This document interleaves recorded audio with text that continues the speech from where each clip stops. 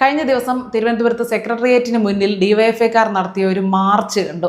അതിൽ പരിചയമുള്ള ഒരു മുഖം അങ്ങിങ്ങായിട്ട് നടക്കുന്നു. ആരുടെ വായിൽ നോക്കണം, എങ്ങോട്ട് പോകണം, ആരുടെ പിന്നാലെ പോകണമെന്നറിയാതെ നടക്കുന്ന ഒരു സ്ത്രീയെ കണ്ടു. അത് മറ്റാരുമായിരുന്നില്ല, മുൻ കുഞ്ഞാവ ആര്യ രാജേന്ദ്രനായിരുന്നു. ഇതൊരു അസാമാന്യ പ്രതിഭയാണ്.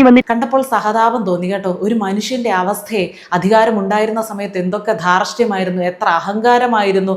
ഒരാൾ വീഡിയോ എടുത്തുകൊണ്ടിരുന്നപ്പോൾ എടുത്തു കഴിഞ്ഞെങ്കിൽ പറയണം കേട്ടോ എന്ന് പറഞ്ഞുകൊണ്ട് ഫോണിൽ കുത്തുന്നു, നേരെ പോകുന്നു, ഡോർ അടയ്ക്കുന്നു, എന്തൊക്കെയോ പ്രഹസനങ്ങൾ കാണിക്കുന്നു. പറഞ്ഞാലുണ്ടല്ലോ അവൾ ആരാണോ വിചാരിച്ചത് എനിക്കറിയില്ല എന്നാ മനസ്സിലാക്കിക്കോ. എന്റെ സ്വന്തം ആളാ. എന്തൊക്കെ ദ്രോഹങ്ങൾ മറ്റുള്ളവരോട് ചെയ്ത ആളാണ്, ആരുടെയൊക്കെ വയറ്റത്തടിച്ച ആളാണ്, എന്തൊക്കെ അഴിമതി കോർപ്പറേഷനിൽ ഇരുന്നപ്പോൾ ചെയ്ത ആളാണ്, അതിനെയൊക്കെ ഒരു കൂസലുമില്ലാതെ വെളുപ്പിക്കാൻ ശ്രമിച്ച ആളാണ്. എന്നിട്ടും തല ഉയർത്തി നിന്നുകൊണ്ട് ഞങ്ങൾ ഇനിയും വരും എന്ന് ആവേശത്തോടുകൂടി ഇലക്ഷന്റെ സമയത്ത് പ്രസംഗിച്ച ആൾ പോലുമാണ്. അവരുടെ ഇപ്പോഴത്തെ ഒരു അവസ്ഥ കാണണം. ഒരു മനുഷ്യരവരെ മൈൻഡ് ചെയ്യുന്നില്ല. മുൻ മേയർ എന്നുള്ള ഒരു സ്ഥാനം പോയിട്ട്, ഒരു അംഗീകാരം പോയിട്ട്, ഒരു പരിഗണന പോയിട്ട് ഒന്നും അവർക്ക് ആരും കൊടുക്കുന്നില്ല. ഇത്തരം ചീപ്പ് പബ്ലിസിറ്റിയിലൊന്നും എനിക്ക് താല്പര്യമില്ല.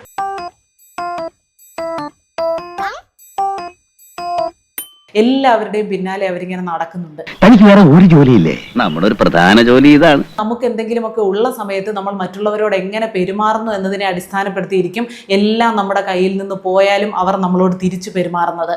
പോയല്ലോ